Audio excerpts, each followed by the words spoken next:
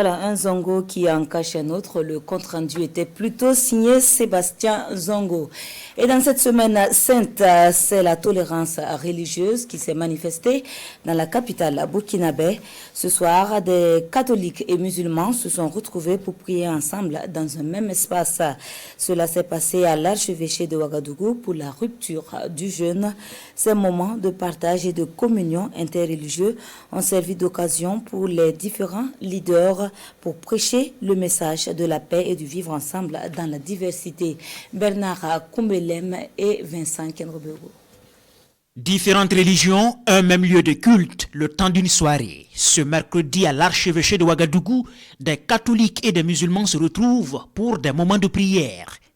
Ils sont rejoints par les garants de la tradition, les chefs coutumiers. La première prière est faite par les catholiques, dirigés par l'archevêque de Ouagadougou, cardinal Philippe Ouédraogo. Une prière pour la paix, la sécurité et pour les institutions du pays. À la même tribune, le muezzin annonce l'heure de la rupture du jeûne de Ramadan. Tout le monde se met à la même table pour partager le repas. Après ce moment de convivialité, place à la prière musulmane au milieu de la cour de l'archevêché. Cette initiative est portée par la Ligue islamique pour la paix au Faso, en collaboration avec l'archevêché de Ouagadougou, qui réédite ensemble leur exploit de l'année dernière. Nous ne pouvons que nous en réjouir de la prise en compte de cette initiative de rupture commune par l'archevêché qui exprime cette marque de tolérance, de cohésion et de fraternité entre les religieux du Burkina Faso.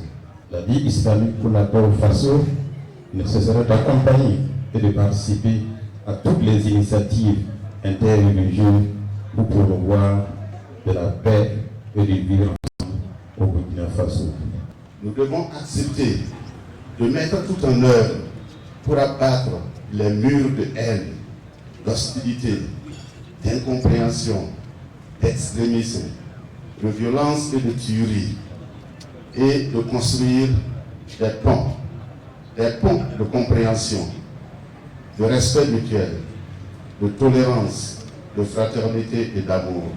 3 membres du gouvernement prennent part à cette rencontre religieuse, notamment le ministre en charge des cultes. C'est vraiment fantastique. Fantastique parce que c'est l'expression concrète de la tolérance, de la cohésion sociale. Je ne dirais pas du vivre ensemble, mais du bien vivre ensemble. C'est aussi un moment de partage avec les personnes démunies. Des déplacés internes ont été conviés à cette soirée.